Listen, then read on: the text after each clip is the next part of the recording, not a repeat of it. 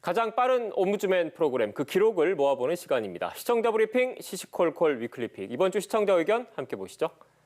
대통령 선거는 끝났지만 계속 이슈가 이어지면서 정치 뉴스에 대한 관심이 끊이지 않습니다. 반면 이제는 지겹다는 의견도 적지 않습니다. 관련 방송 화면을 잠깐 보고 시청자의 목소리를 듣겠습니다. 집무실 이전과 인사권 문제 등으로 촉발된 신구 권력 사이의 갈등은 해법을 찾지 못한 채 깊어지고 있습니다. 코로나 보상 관련 추경을 놓고 신구 권력의 이견이 표면화되면서 충돌 조짐이 나타나고 있습니다.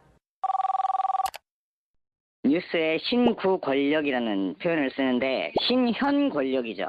문재인 대통령이 지금 퇴임하셨나요? 신구 권력이라는 말은 맞지 않는 것 같은데 확실하게 좀 표시를 좀 해주시죠. 시청자 지적에 일리가 있습니다. 엄밀히 따지면 현재 권력과 미래의 권력 정도로 구분해서 불러야겠죠. 그런데 확 와닿는 표현이다 보니 YTN뿐 아니라 대부분의 언론사가 요즘 많이 쓰고 있습니다. 갈등에 방점을 둔 말 같아서 이 용어가 불편하다는 의견도 적지 않은데 대체할 만한 적절한 표현이 있는지 고민해 보겠습니다. 두 양가 싸움만 계속 방송을 하루 종일 하고 있는데 지금 그런 시점이 아닌 것 같아요. 우크라이나 전쟁 이후로 각 기업들이 지금 도산 위기에 서 있는데 청와대 문제로 양 당이 싸우는 문제로 어떻게 이렇게 하루 종일 한 달째 하고 있습니까? 너무나 답답해요. 민주당이나 국민의힘 패널들 모시고 이거 하는 거 너무나 이제 지쳤는데 좀 시골에 사시는 분들 초대해가지고 정치 성향 없이 허심탄회하게 얘기하는 좀 앞으로는 좀 이런 식으로 대담이 좀 이루어졌으면 좋겠습니다. 진심으로. 요즘 들어서는 정치 뉴스가 지겹다. 누구를 위한 것인지 모르겠다는 시청자들의 불만이 이어지고 있습니다. 이제는 정치인들의 갈등을 단순 중계하는 방식에서 벗어나 서민들의 시각에서 다뤄달라는 요구인 것 같습니다. 무엇이 중요한 것인지 시청자들의 의견을 귀담아 듣겠습니다. 새 정부가 임대차 3법을 포함해 부동산 정책을 전면 수술하겠다고 밝히면서 관심이 집중되고 있는데요.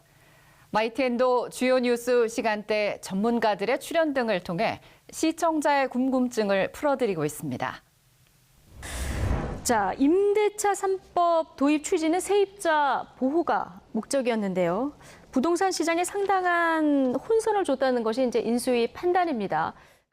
임차인의 주거 환경을 주거복지 안정을 꾀하는 것이 정부가 할 일이고 네. 이 법의 제도의 목적이 주거복지 안정이지 않습니까? 근데 예. 이걸 폐지하는 것은 그럼 주거복지 안정을 반대한다는 얘기밖에 안 되니까 제가 볼 때는 폐지보다는 재개정 보완을 해서 더 좋은 법으로 만드는 게 합리적인 것이라고 좀 보고 있습니다. 2년 후에 계약하거나 또 2+2로 4년 후에 계약하는 사람들이 이미 불안감을 갖고 있을 수밖에 없거든요. 그렇다면 이거를 다시 손질해서 폐지하거나 또는 그 기간을 변경시키거나 또는 5% 이상 상승하지 못하게 하는 걸 탄력적으로 적용하거나 뭔가로 손을 대야 될 상황이 됐다고 봅니다. YTN 모니터단은 존폐 갈림길에 놓인 임대차 3법에 대해 출연자 구성을 찬반으로 나누고 관련 내용을 자막으로 전달한 점이 시청자 이해를 도왔다고 평가했습니다. 또 다른 시간대의 뉴스에서도 부동산 시장 변화에 대한 시청자들의 민감도가 적지 않은데 전문가를 통해 시장 움직임이나 정책 예고 등에 따른 변화를 들을 수 있어 유용했다고 진단했습니다. 하지만 대담 중 자막에 대선 이후 집값 상승 기대감이라고 표현한 부분에 대해선 적절하지 못했다고 지적했습니다. 집값이 너무 올라 무주택자나 젊은 세대에겐 넘기 힘든 장벽이 됐다면서 집값 상승은 우려의 대상이지 기대할 성격이 아니라는 것입니다. 현 정부든 새 정부든 집값 안정을 위한 정책에 안간힘을 쓰고 있습니다. 취약층의 입장에서 또 중장기적인 안목에서 방송해달라는 모니터단의 목소리에 귀 기울이겠습니다. YTN이 정치 뉴스 아니잖아요. 정치권 인사들이나 정치인들 말고 국제 뉴스, 안보, 경제, 민생 쪽에 좀 치중해 주셨으면 합니다.